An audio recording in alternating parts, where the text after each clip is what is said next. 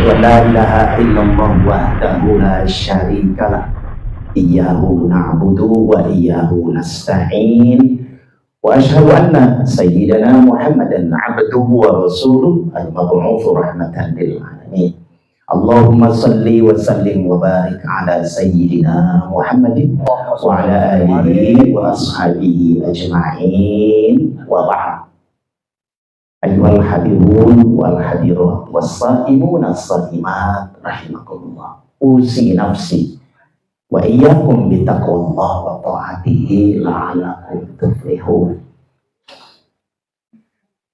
قال الله تعالى في القرآن العزيز أعوذ بالله من الشيطان الرجيم شهر رمضان الذي أنزل فيه القرآن هدى للناس وبينات من الهدى والفرقان إلى آخر الآية. ثم قال الله تعالى أيضا أعوذ بالله من الشيطان الرجيم لقد كان لكم في رسول الله أسوة حسنة إلى آخر الآية. ثم قال النبي صلى الله عليه وسلم من صام رمضان إيمانا واحتسابا غفر له ما تقدم من ذنبه صدق الله العظيم وصدق رسوله الكريم ونحن على ذلك من الشهيدين walhamdulillahi rabbil alamin. Alhamdulillah kudrat iradat Allah karena kenikmatan yang Allah anugerahkan atas kita semua. Saat ini kita bersama hadir dalam suasana sehat walafiat dan dalam suasana mengisi hari-hari di bulan Ramadan di tengah kesibukan aktivitas yang sudah terikat dengan suatu jalian muamalah yang wajib kita tunaikan bekerja di institusi CNG. Ini perlu kita syukuri. Di luaran sana masih banyak orang yang terus berupaya mencari sesuap nasi. Sesuap saja susah ya. Tapi insya Allah Bapak Ibu yang hadir di sini, usai kita menunaikan ibadah saum di bulan Ramadan, pasti pas maghrib nanti buka kan Bu ya? Pasti kan? Karena dosa kalau nggak buka ya. Salawat dan salam mudah-mudahan tercurah kepada junjungan kita Habibana wa Nabiyana Rasulullah Muhammad sallallahu alaihi wasallam, para keluarganya, para sahabatnya, tabi'in dan insyaallah kepada kita semua selaku umatnya yang berupaya terus berjuang menjalankan syariat dan ajaran beliau sampai akhir hayat kita. Pertama, Al-Fakir bersyukur kepada Allah. Yang kedua, merasa berbahagia Al-Fakir bisa hadir dengan dipersilahkan tadi oleh Ustadz Beni untuk berbicara, mudah-mudahan sesuai dengan target yang diamanahkan.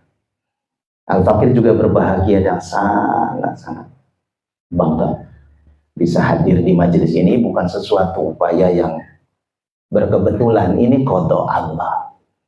Maka mengaturkan rasa hormat dan salam Al-Fakir yang pertama kepada Al-Mukarram Bapak Andika Purwonegoro sebagai pimpinan perusahaan ini, sebagai direktur utama,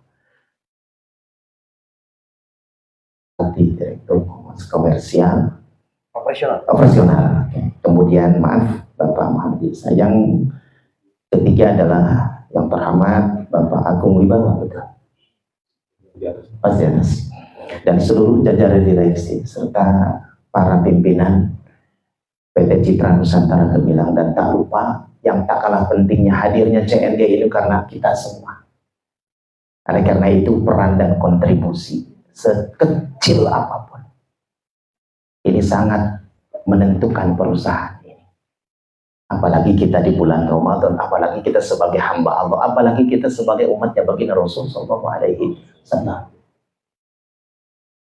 Nah, oleh karena itu berangkat dari rasa syukur kita pada kesempatan kali ini, merujuk pada tema yang disampaikan kepada Al-Fakir, bahwa menjadikan ibadah Ramadan sebagai momentum peningkatan dan penguatan integritas diri.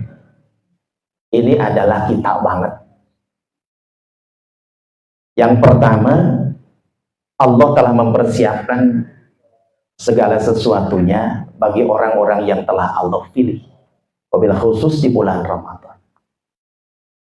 Faktanya apa? Ayat Allah surat Al-Baqarah 183. Ternyata tidak semua hambanya yang diperbolehkan, yang diundang untuk menunaikan ibadah saum.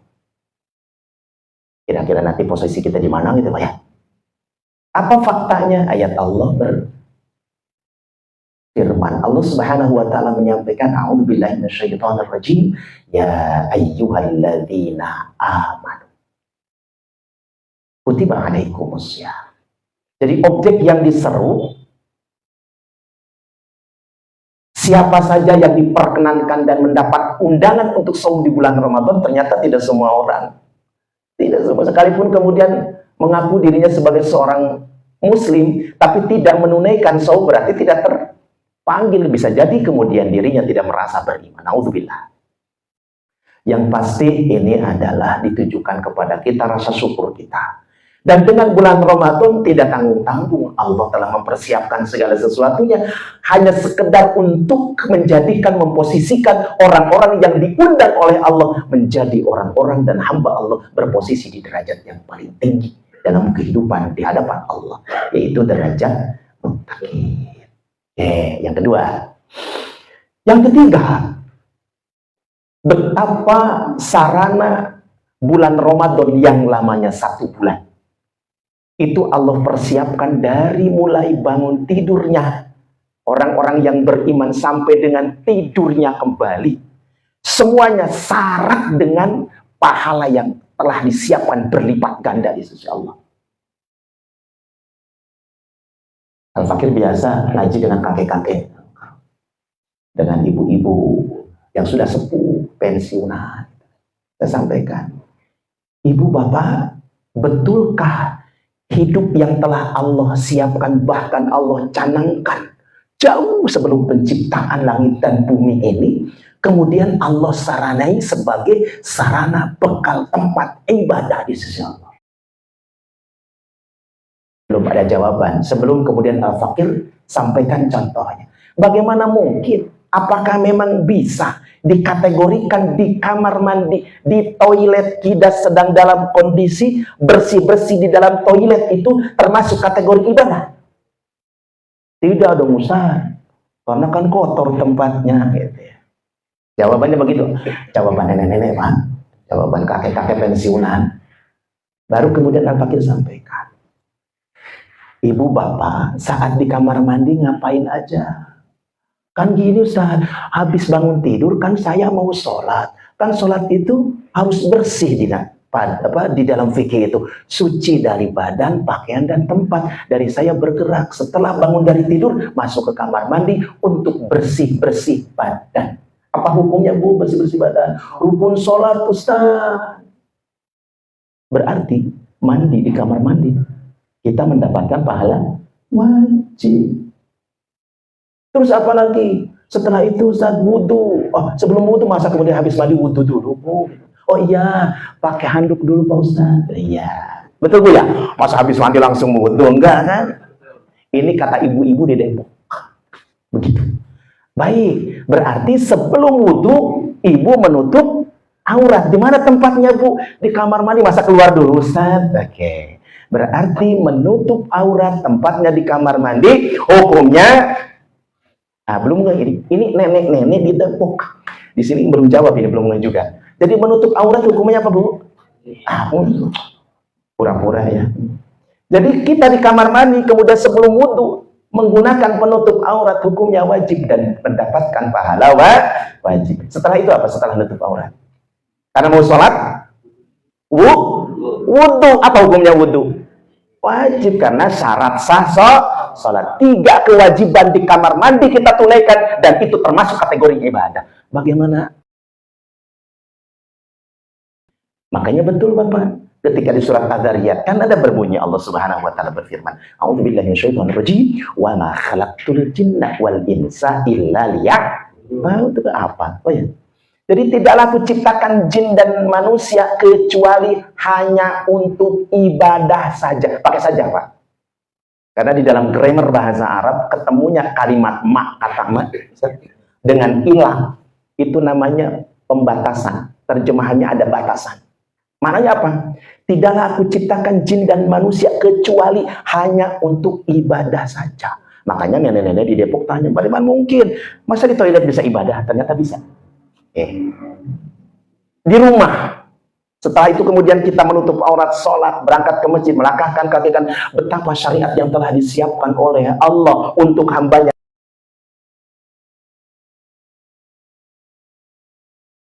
Tugas cuma satu. Apa tugasnya? Ibadah. Dah, itu urusan nenek-nenek di Depok. Mana mungkin kita bekerja di satu institusi di mana saja. Betul, Al-Fakir sudah pensiun, Pak. Jadi bukan berarti nanya di sini ada lawan, enggak, bukan. Itu ketika kita bekerja di sini mungkin kan pertama ada wawancara, betul? Ya, Pak ya, ada wawancara, ada menandatangani akad kerjasama, ya, mulai tanggal sekian menjadi karyawan dengan ketentuan dan ketetapan seperti itu, dengan aturan main, mulai masuk jam sekian. Nah, setelah ditandatangani perjanjian akad kerjasama dan sah menjadi bagian dari institusi ini, maka di sananya letak masuknya jam berapa, keluarnya jam berapa. Yang tadinya sebelum jadi karyawan mau masuk jam berapa saja ke sini kan tidak diatur, Pak ya. Kecuali diizinkan. Kalau tidak diizinkan jangan masuk. Tapi ketika sudah menandatangani akad kerjasama muamalah bersama perusahaan ini, wajib hukumnya ketika masuk sebelum berangkat dari rumah, bismillah, melangkahkan kaki kanan. Yang saya tahu Pak Sam ini berangkatnya yang pasti setelah subuh. Setelah subuhnya jam berapa, Allah?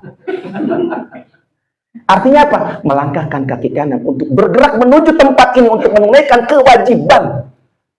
Itu pahala tuh, Pak. Iya. Yang mungkin saya tidak ada ikatan masuk ke sini jam berapa aja silakan. Cuma tadi ada disarankan, Ustaz, boleh kalau jam 11 sampai di sini, alhamdulillah ngobrol dulu. Alhamdulillah tadi udah ketemu bersama Pak. Hikmahnya mempercepat, tapi tidak ada kewajiban. Kalaupun terlambat cuma malu doang. Tapi kan nggak diberikan sanksi, surat peringatan enggak. Nah, oleh karena itu sebetulnya kita berbicara Ramadan, berbicara Islam, itu kita banget. Al-Fakir kebetulan mantan HRD, sering menyampaikan ke para karyawan, hey, Anda itu bekerja di tempat ini sesuai dengan kesepakatan dan menandatangani akad kerjasama sebagai bagian dari perusahaan ini, memiliki dua keuntungan dan dua nilai yang bagi Anda adalah kebaikan yang luar biasa. Bukan hanya di dunia, tapi di akhirat. Saya bilang begitu. Apa maknanya? Pertama, kalau kita sudah menandatangani akad kerjasama, maka menjadi sebuah kewajiban. Ketika kewajiban ditunaikan, pertama, Bapak Ibu bekerja di sini selama 1 bulan. Tapi apakah nggak mau nanyain sih pemberian gaji tanggal berapa, enggak? Cuma setelah bekerja 1 bulan, yang didapatkan apa? Gaji lah. Makanya saya waktu jadi HRD di kantor saya, Pak, Anda mau berapa menerima gaji? Terserah Bapak, saya nerima gitu kan. Wah, baik banget juga karyawan, semangat gitu. Baru 6 bulan pada tahu, Pak, gaji saya kok nggak naik-naik? Saya bilang, kan tiap hari terserah saya gitu. Nah, ini satu hal. Jadi setelah menunaikan bekerja selama 1 bulan, konsekuensi itu menjadi sebuah kesepakatan dan perusahaan merupakan kewajiban untuk memberikan haknya, dan kemudian kita menerima hak atas apa yang telah ditunaikan. Itu namanya qimah madiyah dan berpahala. Bekerjanya berpahala, menunaikan kewajiban, begitupun mendapatkan qimah atau nilai gaji bulanan, itu mendapatkan pahala. Setelah itu diserahkan untuk membiayai kehidupan keluarga. Itu satu hal yang biasa. Dan itu berdampak kepada kita secara positif. Yang kedua, ada nilai yang kemudian secara hubungan habluminallahnya itu adalah qimah ruhiyah. Nilai secara ruhiyah.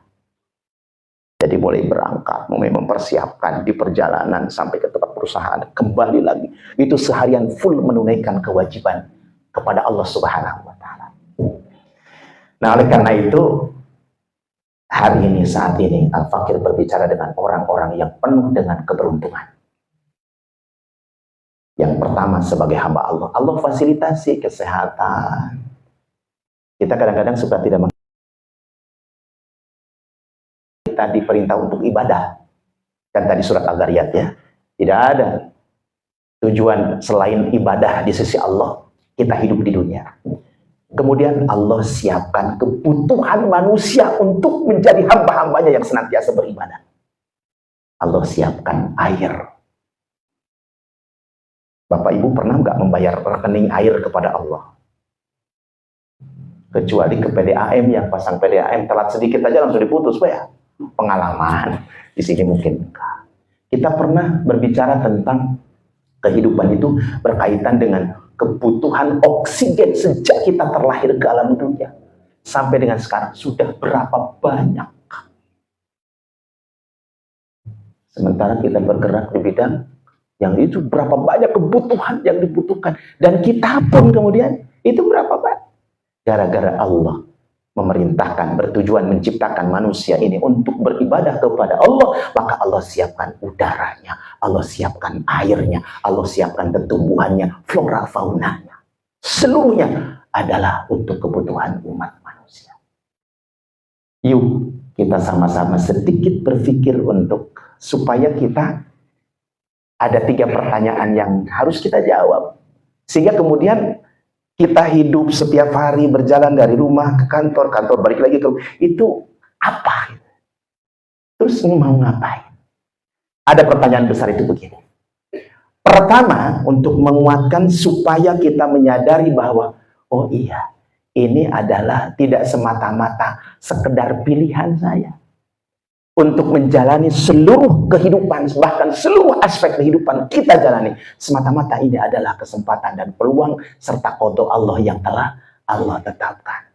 Cuma mana wilayah-wilayah yang Allah urusi, mana wilayah-wilayah yang kita harus kita lakukan. Pertanyaannya begini Pak. Pertama, kita berasal dari mana? Yang kedua, saat ini kita sedang di mana? Terus ngapain aja? Setelah itu kemudian 3 pertanyaan besar inilah yang sesungguhnya akan senantiasa kita melakukan segala sesuatu apapun, akan berpikir bahwa ini adalah akan dimintai pertanggungjawaban oleh Allah Subhanahu wa Ta'ala. Kalau sebelum lahir ke alam dunia mungkin itu hak prerogatif Allah. Cuma kata baginda Rasul begini, Bapak Ibu, jadi kita direncanakan oleh Allah untuk hadir dan berada hidup di dunia ini. Itu bukan sesuatu kebetulan dan Allah sangat merencanakannya.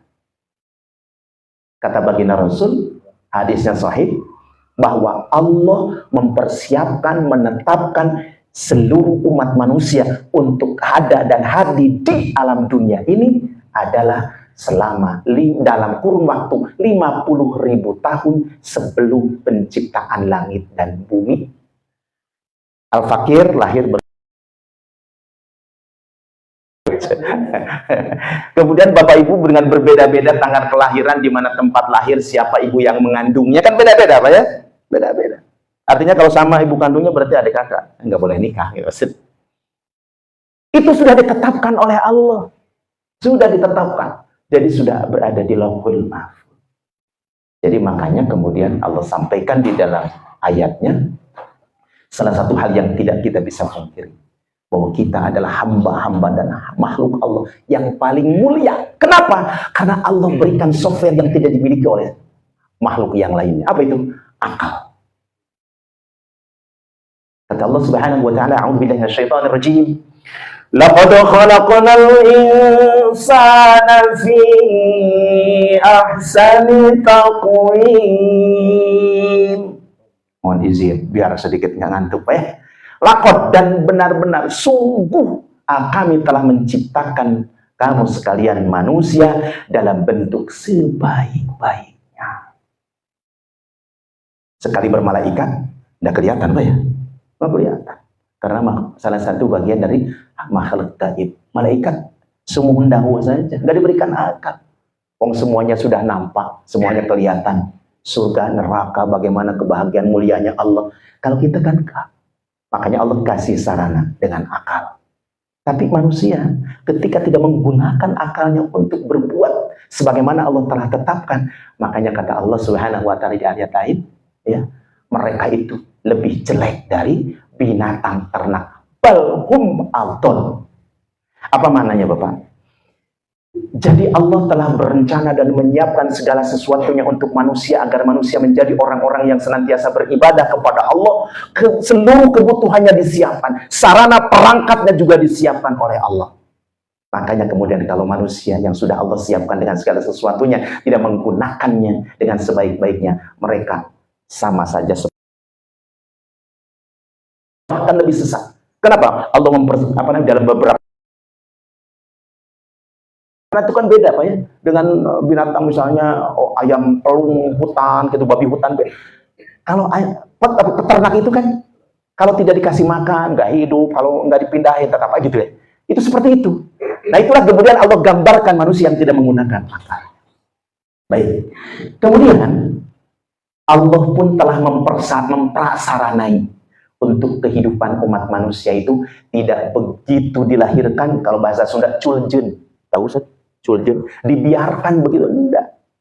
Tadi sarana untuk kehidupannya, kebutuhan untuk oksigennya, kebutuhan untuk seluruh kehidupan.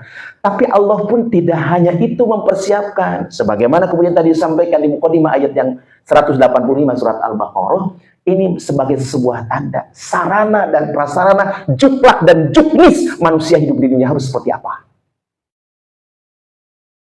Apa itu?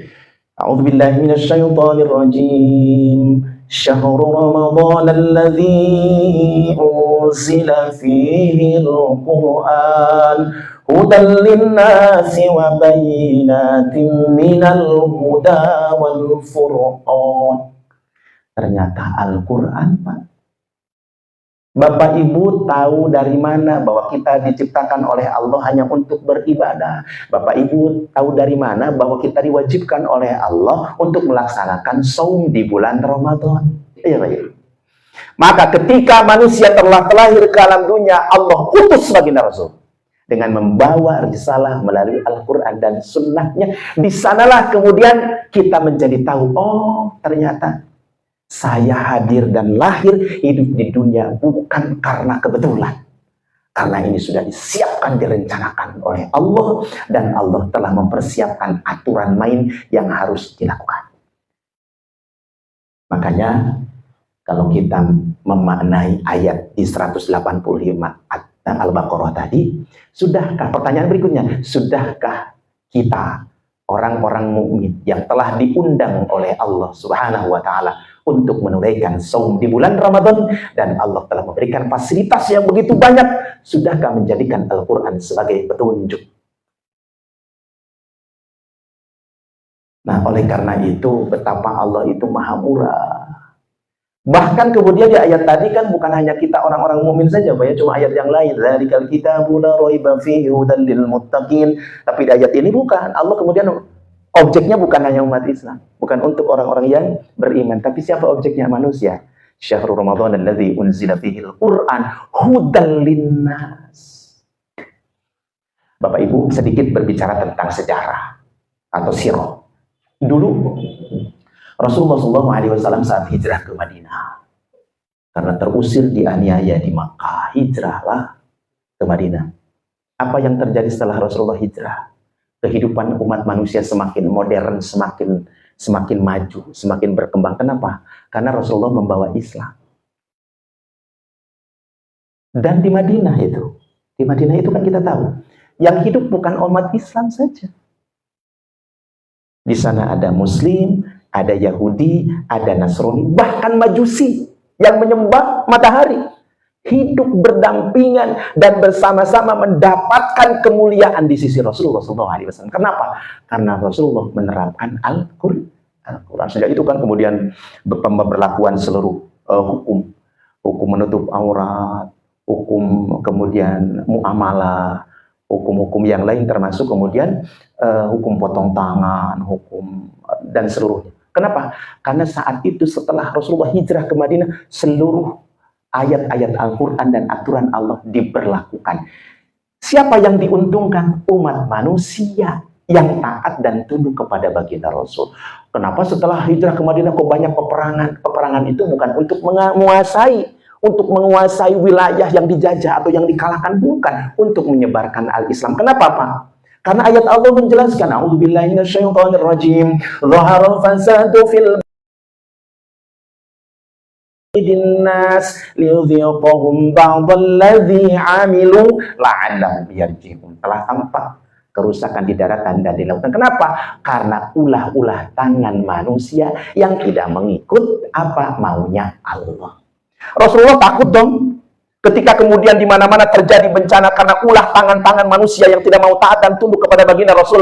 Rasulullah mempersilahkan, silakan Anda mau masuk Islam atau mau tetap dengan akidah kalian, tapi tolong di dalam kehidupan taat dan tunduk kepada Rasulullah SAW. Akhirnya hidup berdampingan dan kemudian bencana tidak ada. Baru kesini-kesini apa ya? Kenapa? Karena sesungguhnya Allah sudah memperingatkan. Saat itu saja kemudian ada kejadian-kejadian. Kenapa? Karena manusia tidak mau taat dan tunduk kepada apa yang menjadi ketetapan Rasulullah. Nah, ini satu gambaran sesungguhnya. Jadi ketika kita berada dimanapun, ketaatan yang utama adalah ketaatan untuk menjadikan Al-Quran sebagai petunjuk. Ya, Pak ya. Cuma memang kita sedih juga sih, Pak. Sejak tahun 1918-an, ya, itu umat Islam digiring untuk tidak mau lagi belajar bahasa Arab. Kenapa? Karena supaya apa? Supaya jauh umat Islam itu tidak menjadikan hal penting untuk mengerti Al-Quran secara langsung. Sekarang kan alhamdulillah para ulama yang masih concern untuk menerjemahkan Al-Quran ke dalam berbagai bahasa. Jadi kita tahu apa sih maknanya Al-Quran. Dulu itu nggak ada terjemahan, semuanya, seluruh wilayah kaum muslimin 2/3 dunia, ya, terakhir itu 2/3 dunia adalah penduduknya muslim dan bahasa Arab menjadi bahasa utama. Sekarang alhamdulillah walaupun bahasa Arab adalah bukan bahasa yang yang menjadi concern kita, tapi kita masih diberikan kesempatan untuk membaca terjemahan. Kemudian terakhir. Jadi mana mungkin ketika semua yang kita bahas, kita paparkan dari tadi, kita dari mana, yang menciptakan siapa, sekarang kita sedang di mana, apa yang harus kita lakukan. Ada satu ayat Allah yang selalu Al-Fakir sampaikan di tengah-tengah umat. A'udzubillahi minasyaitonirrajim. Ya ayyuhalladzina amanu taqullaha haqqa tuqatih wa la tamutunna illa wa antum muslimun. Wahai orang-orang yang beriman, bertakwalah kalian kepada Allah dengan sebenar-benar takwa. Takwa itu sebetulnya sering Al-Fakir juga sampaikan dari beberapa penjelasan para ulama, maknanya adalah kemauan untuk taat. Karena kemampuannya sudah ada, Pak. Sehat walafiat, kelengkapan tubuh kita, Allah berikan akal. Kemampuan kita diberikan oleh Allah. Cuma masalahnya mau kagak gitu. Mau kagak? Nah, lanjutan ayat tersebut, setelah menjadi orang yang bertakwa dengan sebenar-benarnya takwa, menjalankan seluruh apa yang telah Allah perintahkan dan menjauhi larangannya, wala tamutunna, wahai orang-orang yang beriman, janganlah kalian mati dulu. Jangan mati dulu. Ya, bahasa Al-Fakir gitu. Illa wa antum muslimun. Ya, kecuali kamu sudah menjadi orang-orang yang berserah diri hanya kepada Allah. Bapak Ibu, Al-Fakir ingin menyampaikan, tempatnya ibadah itu, bahasa Al-Fakir, Allah alam saja, saya belum tahu juga. Kita mempertanyaan, apakah ada nanti di akhirat, di surga, masjid, tempat ibadah, mari kita sama-sama, ada yang azan? Nggak ada, Pak. Nggak wajib lagi kita untuk beribadah di akhirat. Karena sesungguhnya ibadah itu tempatnya di dunia. Sejak kita masih hidup, sekalipun masih di dunia, tapi sudah hidup, wajib enggak sholat? Kita masih ada orang yang masih di dunia, tapi kemudian sudah wafat, tidak ada nyawanya, belum dikubur maksudnya, wajib enggak sholat? Itu saja kemudian tidak wajib. Makanya yuk kita manfaatkan, karena begini, bukan kebetulan ya, untungnya, satu hal yang tidak diberitahu oleh Allah, tapi pasti datang, yaitu kematian. Tapi waktunya tidak dikasih tahu. Kenapa? Karena biar kita setiap saat terus, jangan-jangan besok, dan jangan nanti wafat, maka sekarang harus lebih baik. Supaya kita menjadi orang-orang yang husnul khatimah. Nah, oleh karena itu, jadi tempatnya di dunia, kita berupaya, berikhtiar menjadikan diri kita. Sebetulnya kalau kita lihat tadi, tema yang dibahas itu adalah berintegritas. Sebetulnya, satu saja sebetulnya, tolok ukurnya atau mikiasnya, kalau bahasanya, Ustaz Denny itu, mikyas atau parameternya cuma satu aja. Jadilah atau jadikan sifat-sifat yang ditunjukkan di dalam Islam melalui baginda Rasul yang 4 itu, udah pasti aman, Pak. Ya, ada sidik, amanah, tabligh, integritas yang telah dicontohkan dan kemudian mampu untuk dilaksanakan dan hasilnya dijamin. Karena Rasul itu kan Rasul bisa, karena kata Allah Subhanahu wa taala, "Wa ma ataakumur rasul fakhudhuhu wa ma nahakum anhu fantahu." Pasti bisa.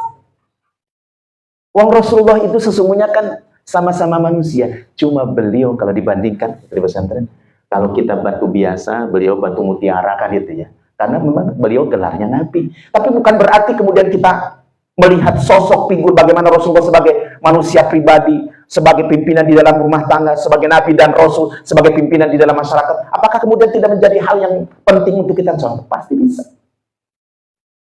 Satu hal misalnya,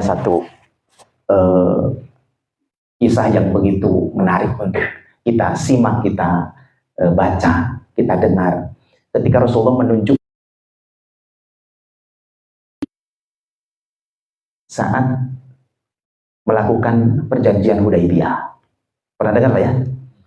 Itu dilihat dari sisi keberuntungan atau keberpihakan kepada pasukan kaum muslimin. Perjanjian itu merugikan, Pak. Semua yang telah dimiliki oleh kaum mukminin, orang-orang Islam yang sudah berhijrah bersama Rasul, itu dipersilahkan untuk kembali lagi ke Mekah. Nah, sementara orang-orang Islam yang sudah di Mekah itu tidak boleh kembali kembali ke Madinah. Dipersilahkan orang Islam. Tapi satu catatan, perjanjian itu 10 bulan. 10 tahun deh. 10 tahun ya? 10 tahun. Tapi Rasulullah tidak dilarang untuk menyebarkan, mendakwahkan Islam. Bayangkan, Pak. Ketika ini diputuskan, para sahabat kemudian agak mengkeringkan, nggak setujulah pada Rasul. Abu Bakar Siddiq, Umar bin Khattab, ini gimana Rasul, kok kita malah mengikuti kekalahan, gitu, mengikuti mauannya mereka. Tapi dengan kecerdasan dan kemudian dibimbing oleh wahyu tentunya, Pak ya. Ternyata dalam kurun waktu selama 10 tahun, itu dakwah beliau menyampaikan Islam kemana saja, itu tidak dilarang oleh mereka dan tidak diapa-apain selama itu. Sebelum ada perjanjian itu, kemudian selalu persekusi Rasulullah bersama para sahabatnya. Nah, inilah kemudian seorang pemimpin ketika memiliki satu keyakinan, ini adalah satu visi yang bisa dan harus dilakukan tentang cibiran-cibiran yang lain. Nah, bagaimana kemudian sikap yang lainnya? Ternyata setelah betul apa yang diambil keputusan itu adalah merupakan keputusan yang baik, dan kemudian pada akhirnya ya resikonya begitu, agak dalam kurun waktu sampai kemudian dibenci ya. Rasulullah kemudian tidak ditemani para sahabat. Kenapa? Karena kemudian dianggap mengalah atau mengikuti apa maunya musuh. Ini satu hal yang kemudian sosok dari baginda Rasulullah SAW, tegar saja gitu. Tentang kejujuran, Masya Allah, bahkan sebelum jadi nabi ya, Rasulullah saat kemudian mengangkat sorban beliau bersama-sama seluruh 4 kabilah. Karena saat Rasulullah dihadapkan pada sebuah fakta bahwa saat Ka'bah Baitullah itu kebanjiran, nah kemudian Hajar Aswad itu kan kemudian jatuh ya. Nah, untuk memposisikan ke tempatnya semula itu, kemudian mengadakan satu sayembara. Siapa yang pertama kali hadir di dekat Ka'bah, maka itulah yang terpilih untuk menjadi ya penentu atau pemimpin memutuskan perkara ini. Akhirnya Rasulullah yang pertama. Dan saat itulah kemudian Rasulullah dijuluki Al-Amin. Dan sejak saat itulah kemudian Rasulullah SAW merupakan orang yang sangat amat bijak dalam menentukan keputusan, sehingga kemudian ditaati, ditakuti, dan bahkan kemudian sampai disegani oleh orang-orang kafir. Cuma memang setelah kemudian Rasulullah menyampaikan dakwahnya, menyampaikan syiar bahwa beliau adalah menjadi seorang nabi dan rasul, maka Rasulullah SAW menjadi dibenci oleh orang-orang Quraisy. Ala kulli hal, nah maksudnya apa? Al-Fakir ingin sampaikan bahwa integritas seseorang muslim itu mestinya tidak merupakan sebuah hal yang diragukan lagi. Karena tadi ada 2 hal. Pertama, setiap kiprah, setiap perilaku, setiap apa yang dilakukannya adalah senantiasa bukan hanya bertanggung jawab kepada perusahaan, tapi intinya adalah esensi adalah tanggung jawab kepada Allah Subhanahu wa taala, dan Allah akan memintai pertanggungjawabannya dengan salah satu ayat dalam Al-Qur'an, a'udzubillahi minasyaitonir rajim, wa may ya'mal mithqala dzarratin khairan yarah wa may ya'mal mithqala dzarratin syarran yarah. Shadaqallahul azim. Cukup ya?